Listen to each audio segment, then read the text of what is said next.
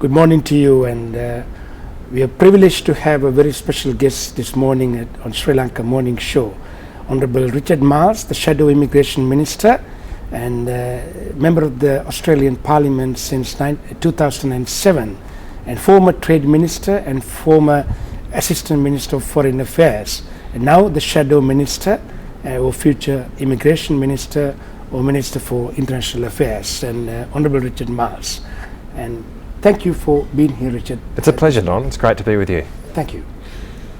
So, well, thank you very much for having me. I'm looking forward to this interview. I think you and I are both entering the world of doing interviews this year. I've had the experience of starting to interview people as well. So I'm very privileged to interview you for the Sri Lankan community in Melbourne, because Sri Lankan community in Victoria, Melbourne and Geelong, they're very strong. Yes. And they're very loyal to Australia. They're very good citizens, we believe, and therefore it's a privilege to interview you because you see the best benefit out of the migration programs from the Sri Lankan community in Australia. I think that's right. And one of the great sides of doing this job is to see the role that immigration, that migration is playing in building modern Australia. And it's often a side of the immigration debate which doesn't get enough attention now, but it's actually really the most significant part of immigration policy, and it's been the case dating right back to the beginning of European settlement.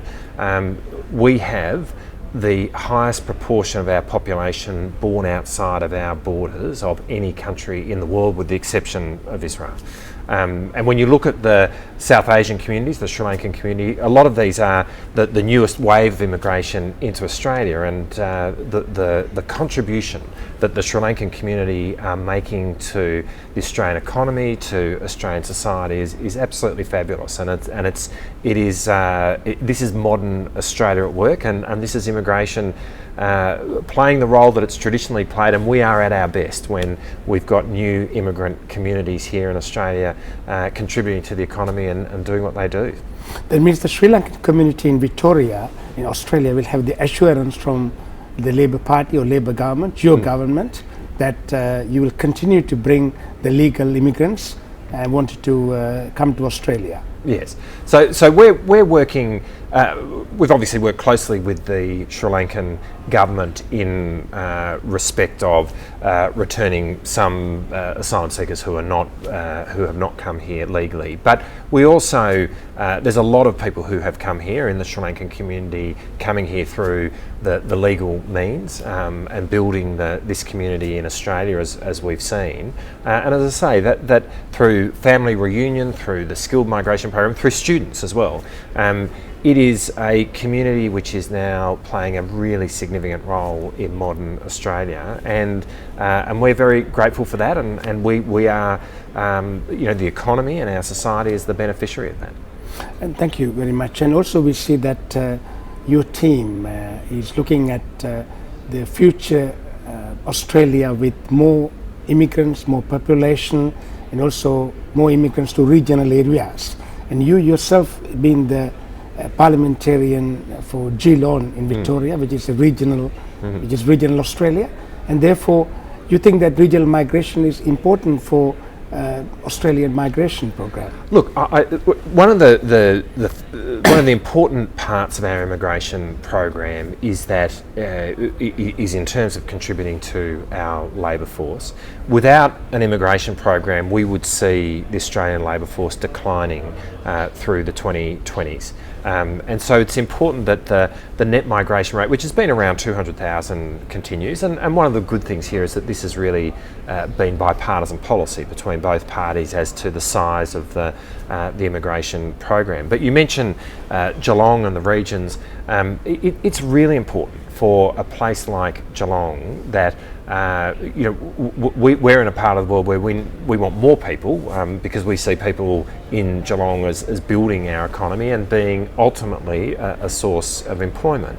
And I think that you see that throughout regional Australia. So the migration program, more people coming here through that and playing there, obviously doing through the proper channels and doing it under the banners of skilled students or through coming here as family reunion, it's really important in terms of nation building. Thank you very much. And also that we think that your political will, also we hope that your political will to bring more immigrants, the right people, will probably override the bureaucracy, because it's very important that you have that vision and you have that vision to bring the right people to Australia for the benefit of this country.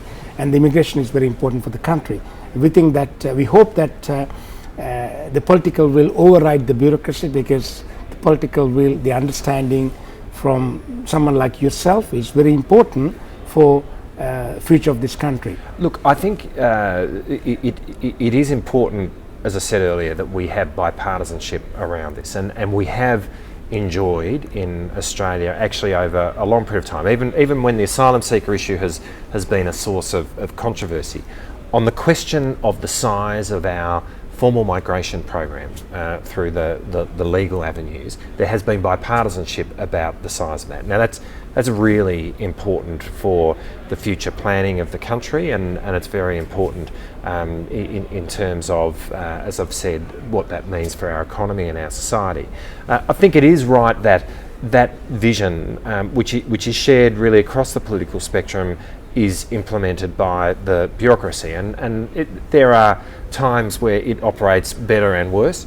I do think that right now we are going through a period where the processing of applications for a range of visas seems to be taking longer than it should, and also I think it's really important that the system evolves with the communities as they come here. And the example that I'm particularly thinking of there is last weekend we announced that we would put in place a long stay visa. Now this is really aimed at parents, grandparents coming in of Australian citizens or permanent residents, particularly looking after grandkids and playing something of a traditional role in respect of that. Right now, under the 3-year visa, there's a requirement that after 12 months, those grandparents go home for 6 months at a time, which really makes it hard to play that role. We're saying that, and this is very much having listened to voices within the South Asian community particularly, also to a degree the Chinese community, but it very much affects first generation migrants. We are saying that that a long stay visa where people can spend 3 years here uninterrupted is appropriate if there is able to be provided health insurance, a bond, a sense of security that those grandparents won't be relying on the public purse, and the communities are very willing to do that. Now that makes sense. Like it's just a smart thing to do. It doesn't cost the public purse anything. It's very much welcomed by these communities, and it's an example where by listening we can make our immigration system more responsive. We can tweak it here and there, and that's to the benefit of everyone. And I think we need to see a bit more of that, and we're very proud to be able to announce that. And in that, I think we are doing something a little different to the government, who perhaps are not as responsive to these issues right now as they should be. I think that's great news for the Sri Lankan community, introducing this 3-year visitors visa, where these parents will not be an economic burden to the Australian community. But unfortunately, that hasn't been recognised before by any government. But we have to thank you on behalf of the Sri Lankan community for taking that initiative and the punt to announce that excellent policy. And we appreciate that, Don. But and I guess the other point is, far from being an economic burden, in fact, these parents, grandparents will be an economic contributor, because what they do and enable is for the parents, the Australian citizens or permanent residents, to be able to participate more fully within the economy. Now that's a benefit to our economy as a whole. It's obviously a benefit to the families, and so it makes sense. This is literally a win-win, and it begs the question, why hasn't this happened before? And I think it goes back to your point. We do need to have an immigration system with its ears and eyes open, listening to the needs of communities, Australian citizens, about how this system can work better. It doesn't depart from the principal size of our immigration intake. That's been a source of bipartisanship, but it does make a big difference. And this is a policy which has been really welcomed beyond our best imaginings, I think, and we're very pleased about that. So we thank on behalf of the Sri Lanka Morning Show to Shadow Minister Richard Marles for coming on this program and taking your valuable time to express your views and views of the future government, and we wish you all the very best, and I'm sure that the Sri Lankan community here who have the voting rights will certainly make the right judgment and exercise their discretion the right way, the best way, and we wish you all the very best for future and today and tomorrow and the future. Well, thank you, Don. It's really been a pleasure.